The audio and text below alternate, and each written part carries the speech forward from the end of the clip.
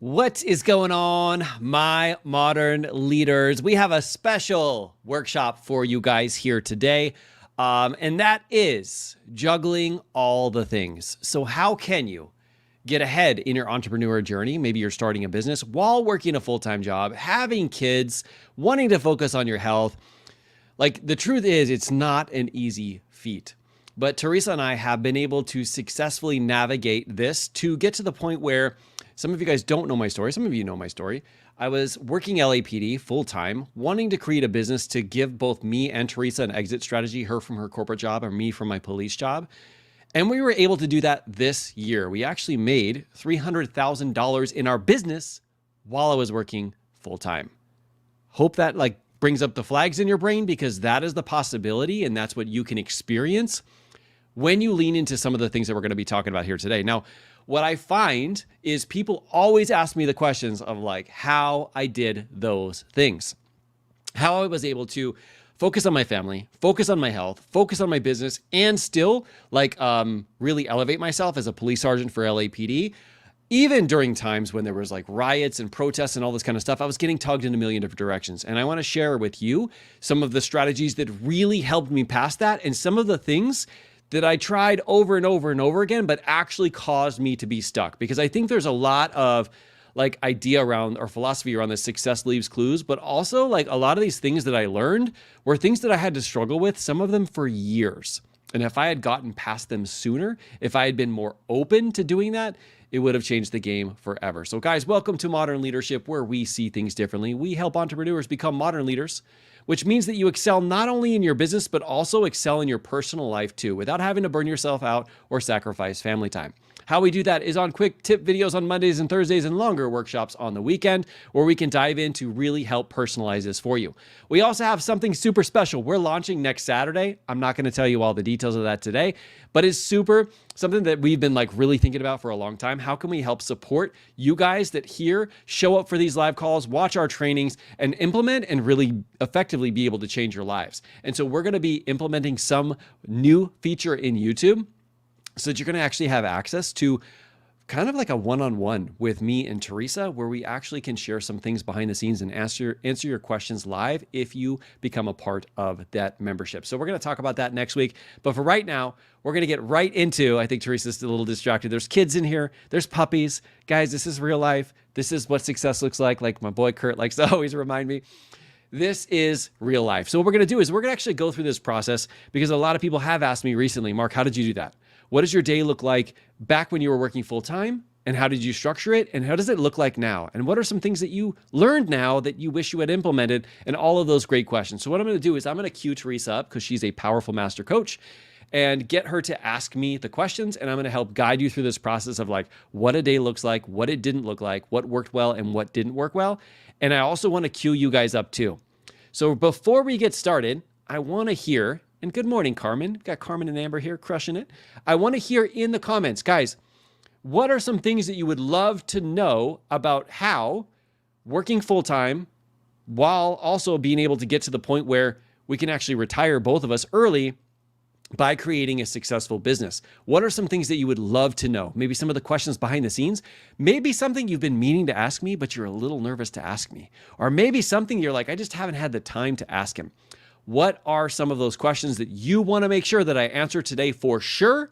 Type them in the comments, and we'll make sure that Teresa hits those up too, okay? Teresa, how you doing? Beautiful as always, right? Okay. Beautiful as always. Okay, and if the puppy is screaming in the background, we promise there's no puppies that are harmed in the filming of this YouTube video, but he likes to, every single time he hears my voice, he freaks out. So we're trying to separate me a little bit from him, but I talk really loud. Teresa said this morning I woke up the whole neighborhood because I was screaming. That's what happens when you get super pumped up about a training. Anyway, that being said, I will leave it in your capable hands. Where do you think best for us to start? Well, let's start with kind of the day in the life type question, because I think people really, they want to know kind of what your day looks like. But before you answer that question, I really want you to emphasize if this really came naturally to you, or if it took you some time to kind of have your own flow, right? So what was kind of the day in the life for you when you are working full time and, you're like growing the business and all of that. Okay, 100%. Okay, so I'll start off with just like saying like all the things that I'll share today were not things that I did successfully from the beginning. I mean, there's a couple things that like intuitively I did because I realized that in my police field, it worked there, so I should bring it over into this field. And also my OCD worked for me in this respect because I really would plan and over plan, and it really did help me a lot. But besides that, these weren't like natural things that I did. It was things that I tried that I was literally spinning my wheels, and then I found different ways to do it. So, okay, so you want me to break down what it was like when I was working full time? Okay, I'll get into that first. So one of the things that I did is I got really laser focused with how I structured my day. Before I talk about like how I structured my day, I want to let you know that like one of the stories that I had to tell myself was that it was possible to excel at it all if I was willing to find the answers outside of myself. Now, here's the reason why I say this. Everybody wants the tactics. Mark, what did you do and all that stuff? And I'll give it to you in a second, all right? But there's an infinite number of tactics if you have the open mindset of like, this is possible. If you think because of the current situation that you don't have time to exercise, you don't have time to grow your business, you don't have time to do all this stuff, you don't have time to focus on your kids, you will self-sabotage yourself a million times in a row because I did it. And I've actually helped thousands of people through this now because now I've gone through it. Now I have the roadmap, and now I like to give it to my one-on-one clients, right? So just so you know, it always starts out with that mindset. This is something that I can do. It's possible to excel at it all if I'm willing to find that answer. The reason why I say that is because when I first started, I was a police officer. I was giving all of my time and energy there. I was not the father, the husband, the health person that I am today. I was literally proving to the world that I couldn't do anything else because I had to be the best police officer ever. And I literally had created my career and jumped into that to like literally pursue that. That was like my end goal. And I had hit my goal, right? And so I was putting my time and my emphasis and energy in there. And I promised myself, I believed it that I could not add on anything else. Needless to say, I was inside of a mastermind team. Yes, something did click where I'm like, maybe I just don't know what I don't know. And in that mastermind team, he opened me to the possibilities of like, that you can excel over here and over here too, right? And I had said it out loud, but I don't think I internally believed it. And when I was around other people who were actually able to do that, I was like, Mark, why are you choosing to believe that this is impossible? That because you have this going on in this, in this, in this, right? Because we go into the let me give you all the reasons why I can't succeed, right? And in reality, it was all those things that were actually holding me back. So the first step was for me to realize, hey, I've got to be willing to try new things, treat this as a science experiment, and know that I can excel at it all if I'm willing to find those answers. And so that kind of leads me into like what my actual day was. So I'll give you like a week synopsis of what it would look like when I have my full-time job, but I want you to know that this doesn't mean that this is the way you have to do it. I just want to open your mind to the possibilities. So at the end of this, you have hope if you feel like, oh my God, I'm like so stressed out by all these things that I'm doing. Now in my police career, typically what would happen while I was on patrol, I had to work 3 to 4 12-hour shifts in a row. And then I would have a couple days off, and usually the first day is like rest and recovery to sleep because you don't get to sleep most of those other days. I was working the 6 p.m. to 6 a.m. So mind you, I want you to go back into my mindset. 6 p.m. I go to work, right? 6 a.m. I get off work, I come home. That's when the kids wake up. They're screaming, they're trying to run around. Teresa's trying to do whatever she can to keep them but I'm exhausted. I've got to go to court that morning. After court, then I'd have to come back, sleep for half an hour, and then go back to work. And I had to do that for 4 days in a row. And then finally, my days off, get here. And the first day is kind of weird because you're like, you get home at 6 o'clock in the morning. Like, do you stay up the whole day? Or do you just go to sleep and then waste that day? And then you kind of like, so anyway, there was a lot of like these limiting beliefs that prevented me from doing this. But then I found a really good flow. And what I decided is I said, you know what? How about if I just create pockets and buckets of time when I can go all in with business in my high energy, high flow state? Because when I tried to force it, like let's say on the work days, right? So I have 12 hours on, 12 hours off. But when you're in Los Angeles and you're driving to and from work, that's an extra an hour and a half to 2 hours, right? So it very much minimized the amount of time that I could spend with my family. So I said, you know what? I'm going to be able to like do some of this maybe during lunchtime, my business. I'm going to be able to do some of it during lunchtime. But on my work days, I'm primarily not going to be all in with business. And I'm doing that on purpose. Yes, I'll still hire somebody to help me with the social media, do some like advertising and things that means my business is still going. I don't want to say business is closed, guys. It's LAPD time. I wanted to set some stuff up to allow me to keep making progress, but I knew that if I tried to force it on those days, it would turn out terrible.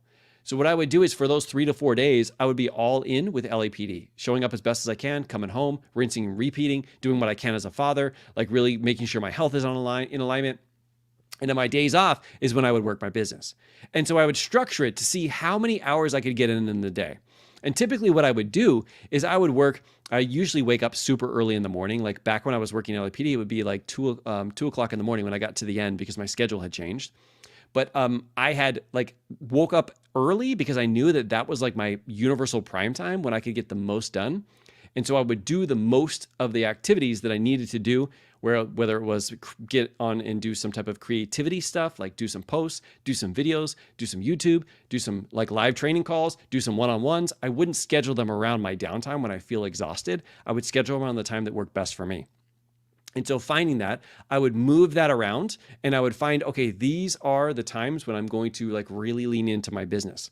At the time that I ended up retiring, my schedule had changed a little bit. I was working 4 days of 10-hour shifts. And so there were some adjustments that I've had to make over the way. But from that 3 hours or 3 to 4 days a week, 12 hours, that's when I was primarily building my business. And at the end, I made a decision. I said, you know what? It's very hard to build a business like this. I truly want to make this to be a place where I can make enough money, help enough people to actually be able to like retire. I love the street and I love working in the position that I'm in, but I got to find a different position that gives me more flexibility around my business. And so I joined internal affairs with LAPD because I knew that it would be more structured. It would be like a 5 a.m. to 3 p.m., which is 10-hour days. And I would be able to structure the rest of my work days around that. And so that's what I did, is I made the adjustment at work because it was something that I could control, even though I didn't necessarily want to leave that position and go into internal affairs. But it worked really well with me structuring my business for 2 to 3 days throughout the week. So I would on Monday through Thursdays when I would work LAPD, and then Friday, Saturday, Sunday would be my working.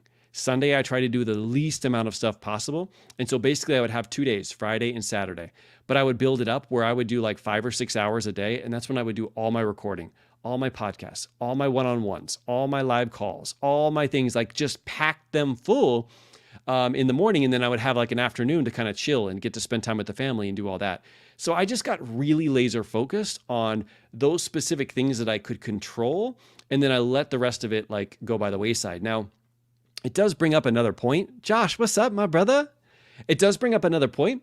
And that point is like, there's a lot of systems and resources that I was able to lean into that allowed me to get more done in less time.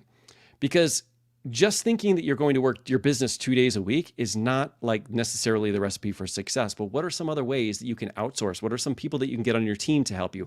What are some like systems that you can put into place? Could you use Facebook ads? Could you use, and we have an entire video that Teresa and I did about the 10 tools that we use that are like have been game changers for us. So that accompanied with what I just talked about, really structuring my day to make sure that I was in my universal prime time is how I actually started to do this. And then of course, Teresa was on board with this too. So she helped out a lot. So that being said, Teresa, that was a lot from just that one question. Did I answer that question? I can't hear you. Maybe it is me. Sorry, I had to mute it because there you go. Our little puppy is there you go. wanting to get out of his crate. Okay, sorry about that.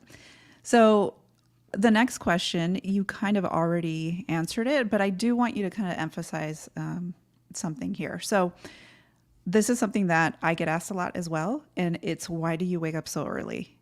And I really want you to talk about like what the difference was between waking up early when it was just you and you were doing like all of your posts, all of your, like all your content, every little thing that you needed to do for your business.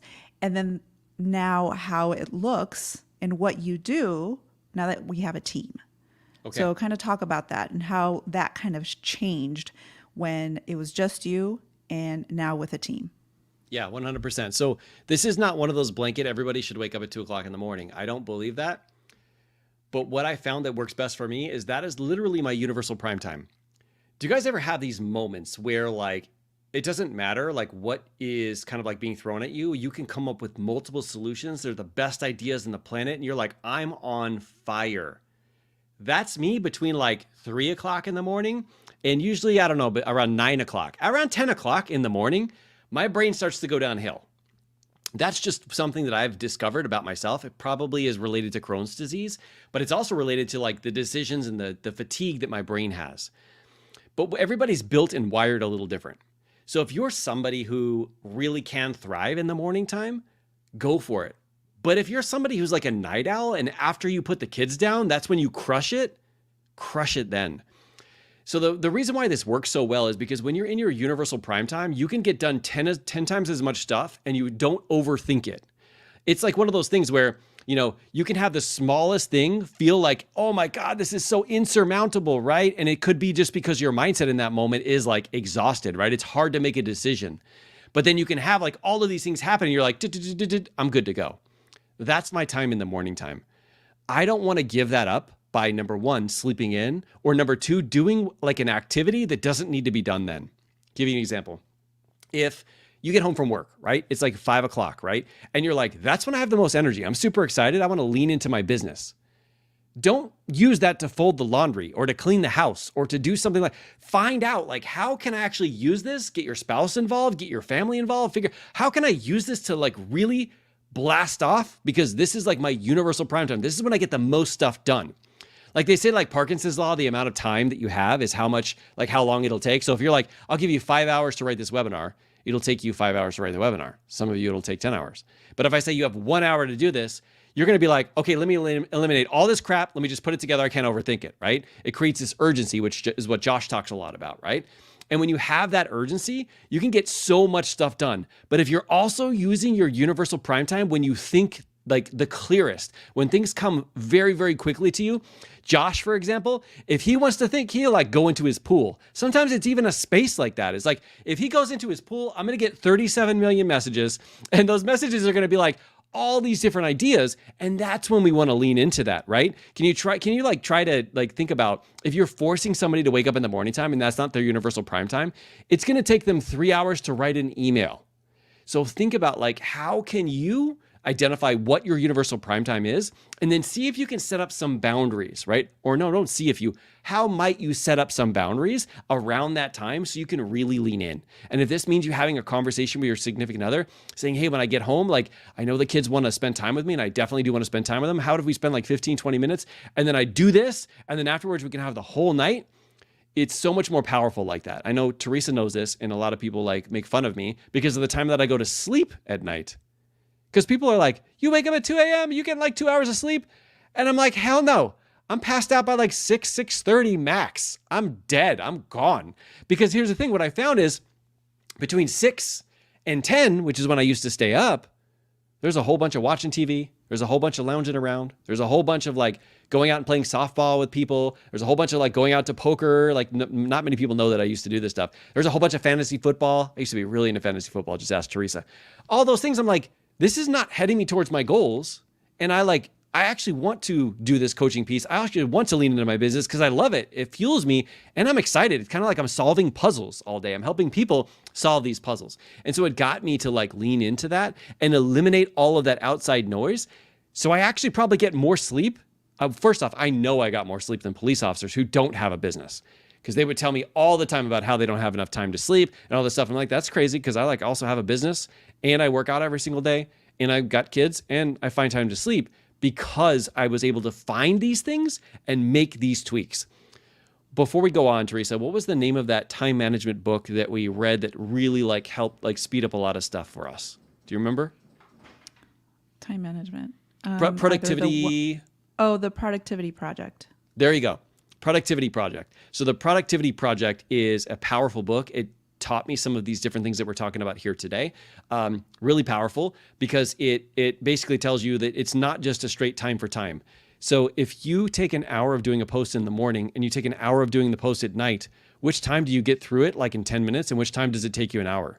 well, then you have to make some adjustments. You have to figure out, how can I adjust things around? And there's always a possibility. Remember, implant the belief there is a new way, a different way of approaching this. You have to just be willing to like put yourself in the environment to find it, but also be willing to be open to it.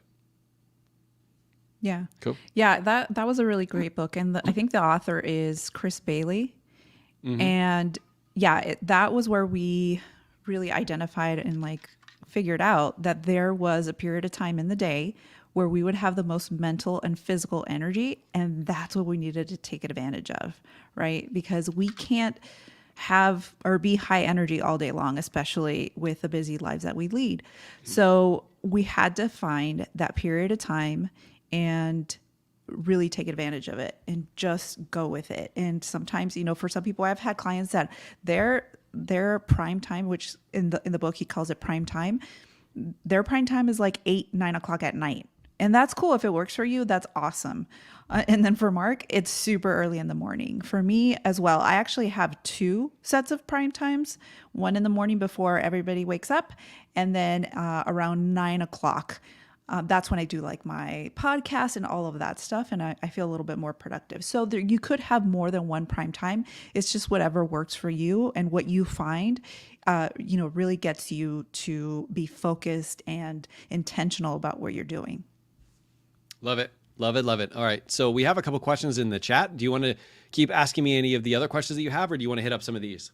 Yeah, let me, before we head onto the comments, I do want you to talk about really briefly, you've kind of mentioned this before, but can you talk about how like we found time for our family? You alluded to this earlier about how, hey, I'm going to get this stuff done and then I'm going to be intentional about spending time with family. But that's really something that I hear a lot about is, hey, I'm really focused on my business, but I feel like I'm neglecting my family. Or, the other way around where, I really need to spend time with my family. I need to spend time with my favorite people. I don't have time to build this business. So how did you figure out what was going to work best for us so that we didn't feel like we were sacrificing, our self-care and our family? Yeah, I love that question. So a couple of things. I'm going to hit this up from the life coaching mindset perspective, and then also I'll give you some mentorship and some actually actions to take, okay? So first off, if we do have a closed mindset around this, we will literally use our family to sabotage the fact of us having a business and succeeding.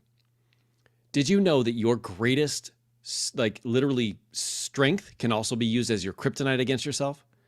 Guys, I wanted to use my family for me to get to the point where I could retire because it's pretty nice to have dad home all the time. But it's very easy to convince yourself when your head voice is trying to do whatever it can to self-sabotage you. Oh, but you have this, but your kids are this and this. Remember, we don't have an open mindset if we lead with that. Instead, we need to focus on the stories that actually get us to show up. There is an answer. I've just got to be willing to look for it. And also, I've said this before, put myself in an environment to find it. We're going to talk a little bit about this next week because we're going to actually open up a little bit of an environment for you guys to be able to have this. But when I was trying to succeed in business, my brain was going to, I'm putting my family on the back burner. And that's literally why I actually joined a community of men who were growing their business and wanting to make their family even a better connected family. And so I was literally around people who were modeling that behavior. So it taught me so many different things. Now, here's the thing. Once you lean into and you have the mindset of there is a way here, I want you to really think about this because the Pareto Principle will literally change your entire life, okay? And that says that 20% of the action you take produces 80% of the results in your life. So 20% of the things you do will produce 80% of the results in that specific area. That means the other 80% of things you're doing only produce 20%, the remainder of the activities or the results that you're getting. So what I do is I double down on the 20. Example, kids, okay? Kids in family time does not mean you being in the same room and watching TV together. I love to do that. That does not count as family time. What's the difference between you watching a 2-hour movie with them, sitting next to them, versus playing 15 minutes on a board game and having a conversation about what's going on in their life? It's a game changer. Just being there for 2 hours versus 15 minutes of a game. And so my brain is like, how do I get the most out of the time that I do have? Guys, here's the thing. Like, you guys are all entrepreneurs. You want to make a huge impact in the world. And I believe you're already doing that right now.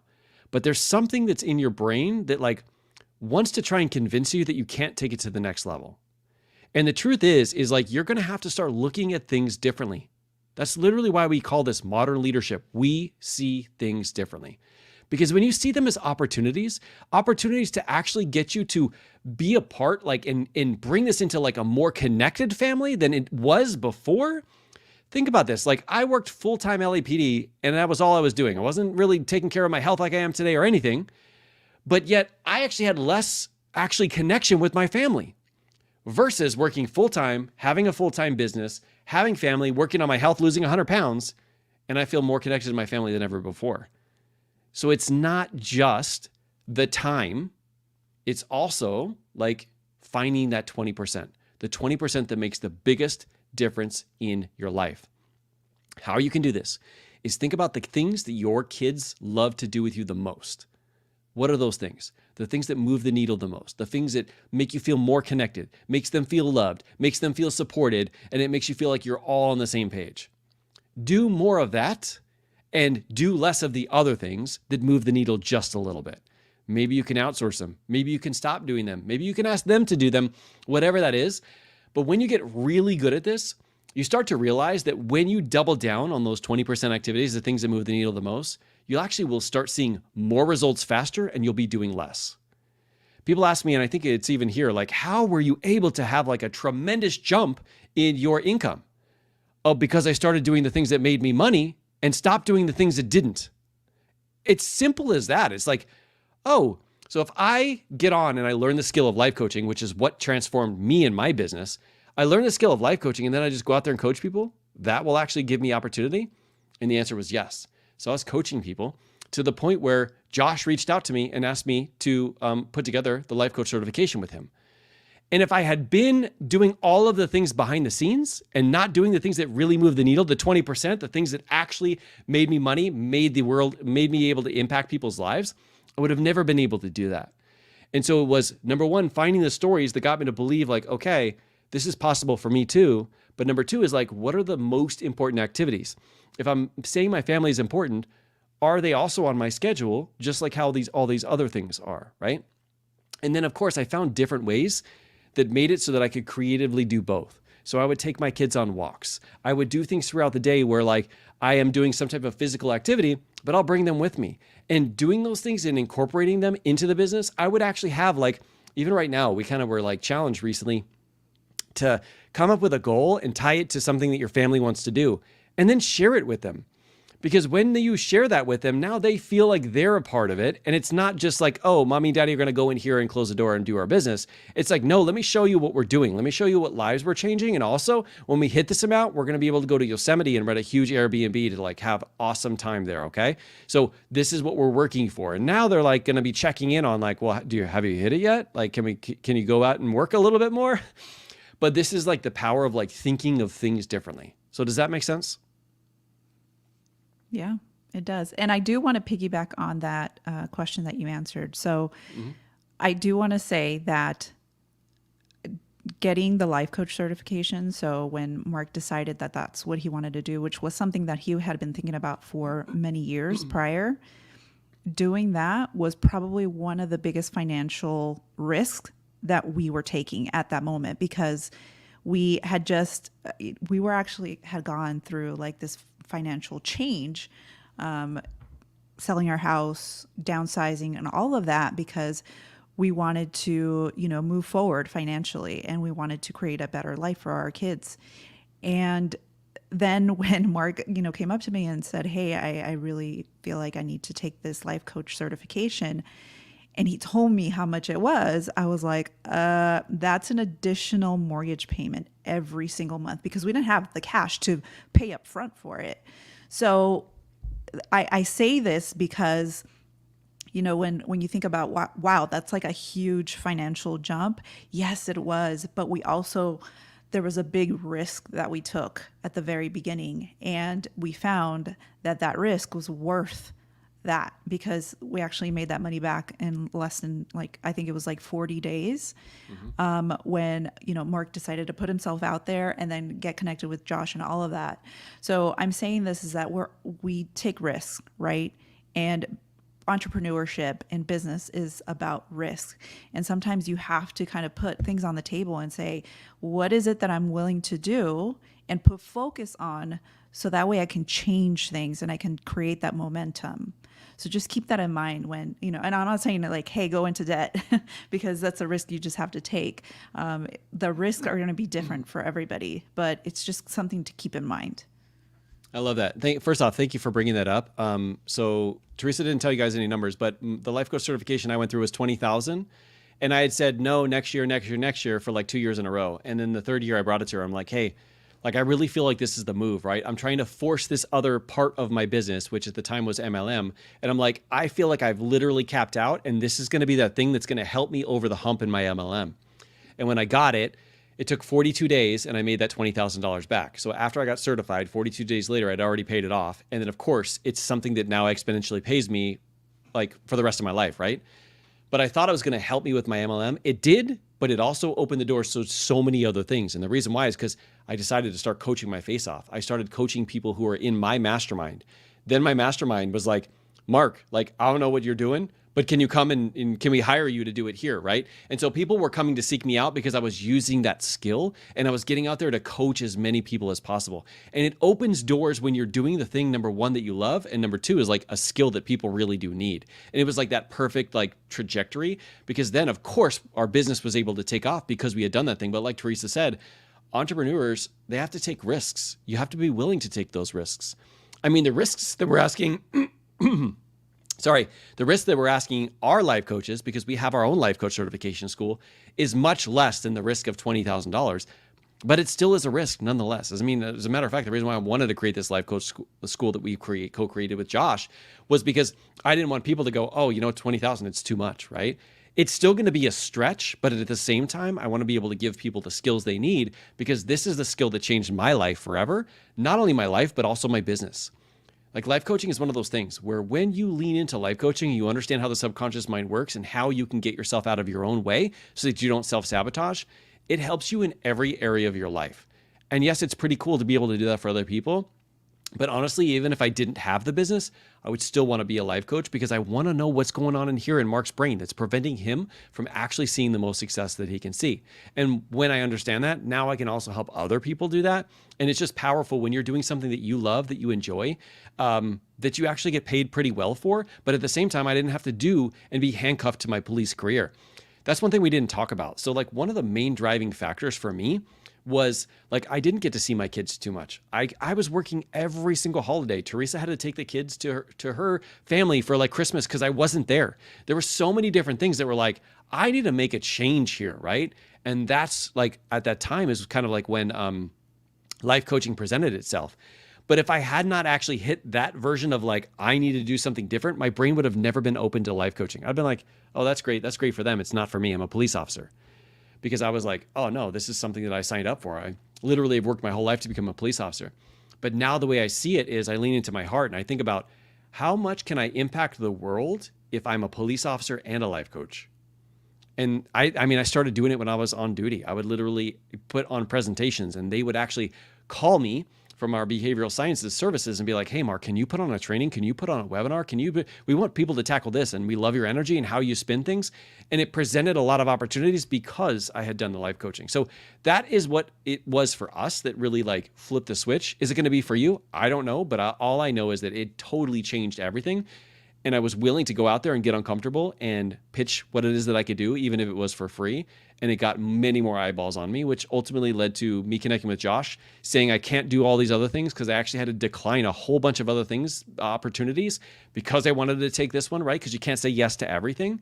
And by doing that, it helped me double down and get us to where we are today. So I love that. I love hearing it, even though we experienced it. Are there other questions in the comments? Well, Amory says it's worth the investment. I wouldn't have met you if I didn't say yes and overcome my limiting beliefs. You're a great coach and mentor. Amory, I appreciate you so much for that. I appreciate you so much. I'm definitely glad that you're one of our early life coaches. So proud of everything that you're doing too. Okay. Any other, let's see.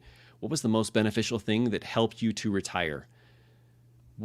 Oops, sorry. I think I clicked it off. So what was the most beneficial thing to help you retire? There you go. Sorry, Kurt. I'm taking over, man. You know how it is. I like to control everything, right? When you control the things you can control, you can even control the things you can't. Okay, so what was the most beneficial thing to help me retire? I guess we already talked about it. It was life coaching. Like, here's the thing, and this is a really great question, Carmen, because I think what my issue was, and we kind of talked about it a little bit earlier, but my issue was more like ego and thinking that there's like one right, best, only way. And that had to be the way that I initially did. So I signed up for to become a Beachbody coach early on. How many years ago was it? 10 or 11 years? 12 years, I think. Yeah, something like that, right? And it's one of those things where you sign up, you tell people, this is my mission, this is what I'm going to do, this is the impact that I'm going to make. And then you start doing it, and then I hit a plateau.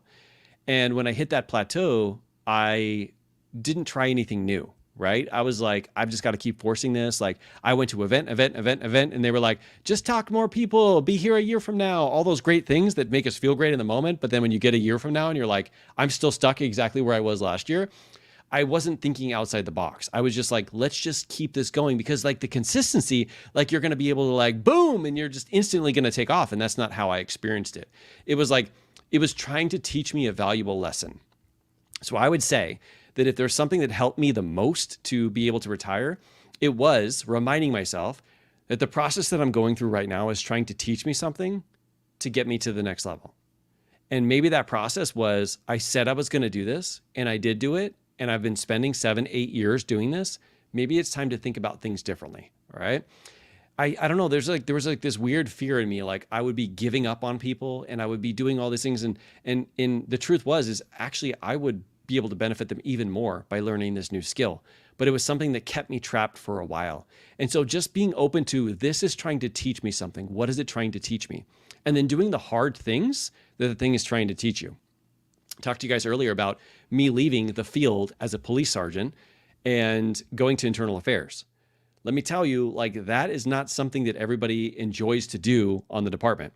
Especially for me, I was really good at like detective work. I was really good at finding criminals. I was really good at solving crimes. I loved it. It was like a puzzle. It's kind of like a life coaching puzzle.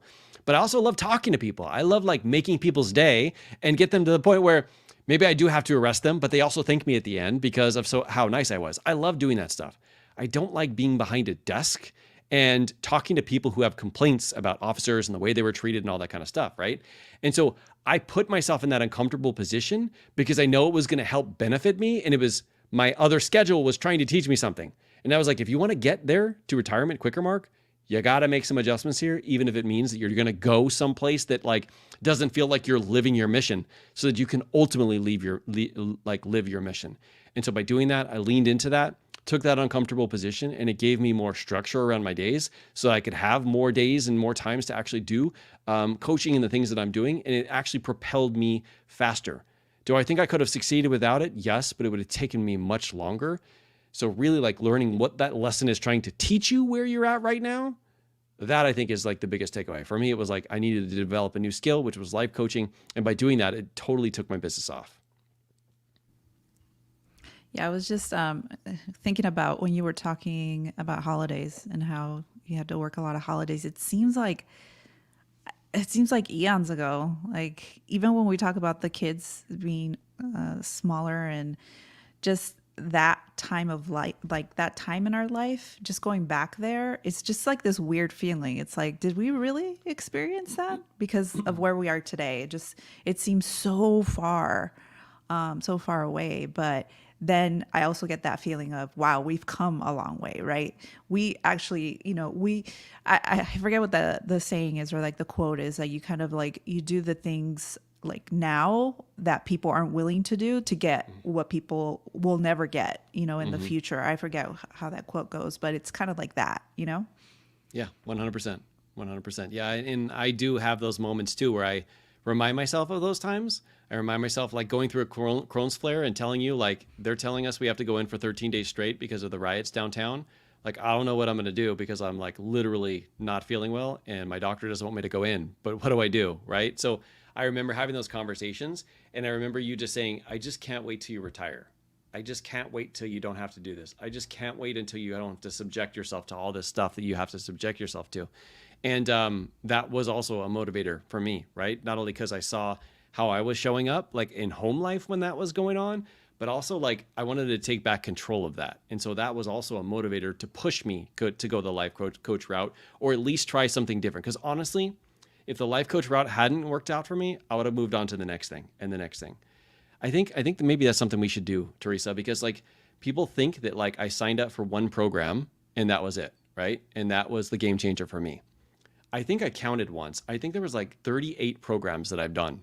38 programs about personal growth, about reading, about leadership, about coaching, about Facebook ads, about Instagram, about photos, about videos, about YouTube, about, I'm telling you, like, I'm going to go to the source, I'm going to find it, I'm going to learn it, and I'm going to implement it. And some of those things just had micro things, but some of those things had macro, like the life coaching piece. But now think of what my life is like if I have all of these skills.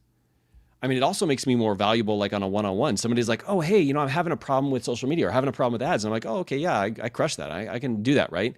And it's because I take all of these different skills and add them up. And when you add them up, it makes you into the person that you are. So I would have continued to, what's the next skill? What's the next thing that I can learn, even if it wasn't life coaching? And I would have gotten to the point where I was just so valuable because of the information that I had learned that people would probably pay me to consult them and talk about like different things that I had done. But I really obviously I grabbed a hold of the life coaching piece, and that's really where I've been spending most of my time because I love it and I enjoy it the most. And I see that I'm making a huge impact with it. And that's why I love teaching other people about it. So really good point to remind us of like where we were for sure. Mm-hmm. Yeah. Okay. So one question that I have here is, if you have any tips for people just getting started. So like, what would you say to someone who is just getting started in business and is kind of feeling the effects of, oh, this is hard? Like, what would you tell them? Ooh, okay. I would tell them to make sure that they find a community who is succeeding in an area that they want to succeed. So one of the things that I always do is I'm like, I want to become a better father. Where's the group of men who are running successful businesses who are also like better fathers than me? And I go in there and it does this crazy thing. Number one, I learn some of the stuff that they're learning and that they're talking about. But number two, it holds me to an entirely different level, right? It really gets us to reach up for our expectations. Because if you see somebody else excelling with it, my brain will go to, well, then it's possible. And when it's possible, that means that I just need to find the answers. And so I would say, like, if you're just getting started out, even if you've been at this for a long time, is find a group, a mentor, a team, a person, somebody who's steps ahead of you, and get in and surround yourself with them as much as humanly possible. Because the more that you're around them, the more that their actions, their beliefs, their thoughts, their stories, all those things, those are all contagious. And the more you hang out, the more before you know it, you're going to become like them. The opposite is true too, where if you get into a bad environment, you're going to become just like them. I'd love to say that you're one powerful human and you can overcome that, but test it out. Start hanging around with people who are negative, who are naysayers, who are like gossipers and that kind of stuff. It is super easy, even for me, to start performing those activities because we are social creatures. It's the way that our brain works, and it's the way that we as humans has been developed, is to work together as a team. So it's very easy to do that. So if I would just getting started, number one, I'm like, where the hell was modern leadership when I was just getting started? Because I'm doing all this stuff for free. All these trainings and stuff that Teresa and I are doing are like completely free information, which just means that a lot of people don't value them. But there's so much great information here. I really wish there was something like this. But find something, whether it's a community, a person, a place to lean into, a mastermind team or whatever, to really help you level up. And it's like one of the quickest hacks that actually does work, making sure that you're in the right environment. Love that. So here's a similar question, but for someone at a different level. So someone wants to know like how they can get to the next level. So somebody's already in business, they're, doing well maybe, but they want to get to that next level. What advice would you give them? Okay, so this is actually a conversation Kurt and I are having right now because he has gotten to the next level. And that is like, how can you get things off of your plate by either hiring a team or finding systems so that you can remove yourself from a part of the equation. So one of the things that I was talking to Kurt about this morning is like, you want to hire somebody in your business before you're ready to do it, because hiring somebody or getting a new software or anything like that is going to slow you down. And before you reach that point where you're like, I just got so much going on, you find somebody who can help you. It could be a couple hours a week. It could be, a system that you use to speed up the process of what you're doing. It doesn't have to be like a full-time person. But when you do that, you will find things that you do that you can pass off to them that they could 100% do so that you can stay in your strength zone. This is the same thing about the 80-20 rule, is like there's things that you do in your business that only you can do, that nobody else, you could pay them and it's not going to be the same, right? This is like me and Teresa here. I can't pay somebody else to come on my channel and to do videos and to do all this, right? Because it wouldn't be me. And so we are doing this part, but we're not editing it. We're not putting it on the podcast. We're not posting it up on social media. We're not doing like all of the stuff behind the scenes. Like there's so many things that we have literally taken our hands off so that we can actually create more. I think when people like, and you'll probably see this, like there's this process of like, in order for me to achieve more, I have to do more. That is the opposite of the truth. In order for you to achieve more, you need to do less. It's the truth. When you see people who are at the top, it's because they're doing less. They're not doing the day-to-day. They're not probably the person making the sales calls. They're probably not. They're so far removed that they can see all the pieces and they're the visionary and they're able to move them. But if they had been stuck in the rut and stuck in the small weeds, they would have never been able to get to that point, right? So thinking about that, if I were to like have somebody who's a little bit higher level, I would be like, what are some things you can outsource so you can get to the things that are really going to move the needle? Like, and this could be outsourcing to your family. You could pay somebody for this. You can find a VA. You can find a system that will help you systematize that. Like it's, I know Teresa said this, but like entrepreneurship, like it's risky, right? You have to be willing to put out in order to get back. I hear people all the time, well, I already paid this amount, so I'm just going to stay where I'm at. And I'm like, that is the worst advice you could ever give yourself. What if I had been like, you know what, I joined these 31 other courses. I have to wait until I get my money back from that until I get my 32nd. I wouldn't be here. I wouldn't be here because I had not made my money back. I don't think we've ever talked about this, Teresa, but you guys know for the first, how many years was it? 5 or 6 years? We actually didn't make any money from the business. Let me say that again. We didn't make any money from the business. It literally, whatever we put in, we paid out. We're like, hey, let's do Facebook ads. Hey, let's do a training. Let's do this. And we were like literally not even making any money from the business. Now it still helps because there's tax write-offs that you can have when you do that. But in reality, I was like, I don't want to make money now. I want to figure out a way that I can make money for the rest of my life and do that in a way where I get to retire. And so I was like, what can I do today to grow into that person, to become the type of person that a year from now could have a $500,000 business and there's like no slowing down, instead of thinking about what do I need to make right now?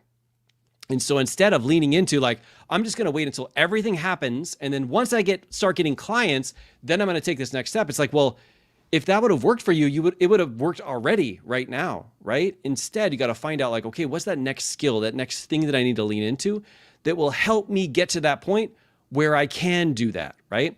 And that's something I hear a lot. I also don't call out to it a lot because it's one of those things where if you're on a one-on-one conversation, it can kind of feel like salesy to lead with that. But it's the real truth. It is like if you've gotten to a certain part of your life, right? And you're here and then you convince yourself not to take that next step because you haven't made all the money back that I had spent on all these 32 different courses. Like I'm literally going to be stuck because there's like, I'm not going to figure it out on my own. Right. And so I had to lean in and go, you know what, like that's great. But at the same time, I want to continue to get better myself. I want to continue to solve these problems that I'm running into.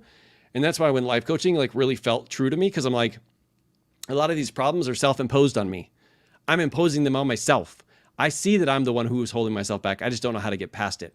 And so that's when I went into life coaching. And of course I was able to do that for other people, but also it helped me with myself. So yeah, such a valid point. Thank you for bringing that up, that question. Yeah, that makes me think about that when we heard, thank you, Kurt. That's awesome. You've impacted our lives too. Like, so much. Going back to what you said, about, us not making money for a while, there was something that we'd heard, scared money don't make money. And Yeah. we took that to heart. And we would put everything that we made back into the business for so long. And then we finally are like, okay, then we have to do something about it because we can't keep doing this, right? We can't keep like spending money and not making it back. And then I think the 80-20 rule came into play. It's like, okay, what do we need to focus on? Like we need to pinpoint the things that are really going to move the needle forward.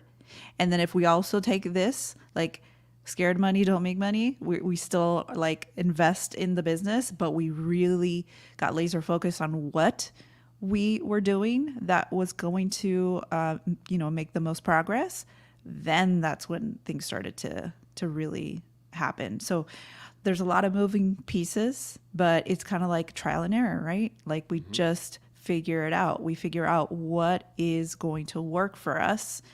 And it was a lot of throwing stuff in the wall, right? 100%. Yeah. And being willing to like try something new, right? Be willing to try something new. And just by trying a bunch of different stuff, we found our thing. Not saying that it's going to take you guys just as long. That's the reason why we're here, is because we don't want it to take as long. We want you to learn these lessons through our failures, through our struggles, so that you don't have to take this long, but also you're on your own journey. Like your journey is going to look different than ours. Like there's universal principles here that I really want you to grab onto and lean into, because there probably is something that is holding you back. And there's something that is like you need to do. And you're like, there's something I need to do right now, and I'm like totally uncomfortable to do it, and I just want to ignore it and pretend like it doesn't exist. And that is the thing that will literally change your life forever. So what is that thing that you're uncomfortable with, that you know you need to lean into? And by doing so, you know you're going to open up the opportunity for your success in the future. And then go all in with that. Like just go after it. No holds barred, just like lean into it and then create that. Like literally use that as your fuel to create what you want to create. And that's literally what we did, is leaning into that. Did we have moments when our head voice was there? Absolutely. We had moments where we're like, Marc, dude, $20,000 for a life coach certification? Like you're literally dipping into like your not even savings. We had to do it on a credit card. It was like, you just got your credit cards paid off, Marc. Like, why would you want to do that? And entrepreneurs see things differently. I mean, we invest in ourselves and we think about things that W-2 employees don't think of. I mean, that's one thing that I realized, is like thinking of things like a police officer trading time for money was not helpful at all in the realm of being an entrepreneur. Of course, everybody looks at me now and goes, oh my God, like, how did you do this? I want to retire too. And I'm like, well, you can get started right now, but you probably should have got started like a while ago, right? But at the same time, it's you being willing to try things differently and like put off that instant gratification and know that in the future it will come back, as long as you are consistent with it and you're continuing to grow and not letting your ego hold you back. So, all right. Any other questions, or anybody else have any other questions in the chat that we missed? I don't think so. Oh, Kurt, man, I appreciate you. I know you said you've never met us in person, but you've impacted us. So first off, I'm gonna change that this year. You're definitely gonna meet me in person when we're in where are we going? Scottsdale. But yeah, that's just one of those things, guys. Like when you do start taking on a team, you'll be amazed at the relationships that you create that you would have never had the ability. I would have never gone to New Hampshire and met Kurt and really been a part of like his awesome family and his big cat. Like I would have never been able to experience that. But it is such a true blessing by leaning into that, where I'm like, man, I wish I would have done that a little sooner. We always say that, right? But the sooner that you do that, especially as you get higher up in your business, the more it's going to be able to take things off of your plate so you can do the things you absolutely need to do. All right. Now, guys, I kind of hinted on this last week. Next week, we're going to be talking about an exclusive opportunity to join our community. So we know we have a lot of people who are like, they're working the 9-to-5. They want to create a business. They want to have more success. And they would love it if they could actually get on and actually have their specific questions answered about some of the things that they're struggling with. Normally, we would only reserve this for one-on-ones. And that is a very much higher level. And it's something that we always, we do have some, I think we have one spot that's available for a one-on-one. But it's something that we want to be able to bring in like a community aspect. And because YouTube has now granted us access to it, we want to break it down for you next week. All right. So if you're somebody who wants to make sure you're in the right community, wants to make sure you get your specific questions answered, wants even access to like our videos and things early, and really be a part of our Modern Leadership YouTube community that we're going to be creating next weekend, join us next Saturday. It's going to be fire. And we look forward to seeing you guys then. Thank you guys for everything that you do every single day. You too, Anne-Marie, because being a leader and being a coach is not easy. It's you having to be willing to lean into not only your head voice, but other people's head voice. It's the uncomfortableness of like, what is this going to mean? What are people going to think if I say this or do this? And really that is like our greatest opportunity as leaders, right?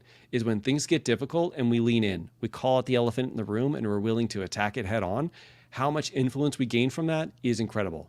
Thank you guys for making this call. I hope you found this helpful. If you have any questions, feel free to comment them below and I will definitely reach back out and send you guys a message because of course YouTube is our main jam right now.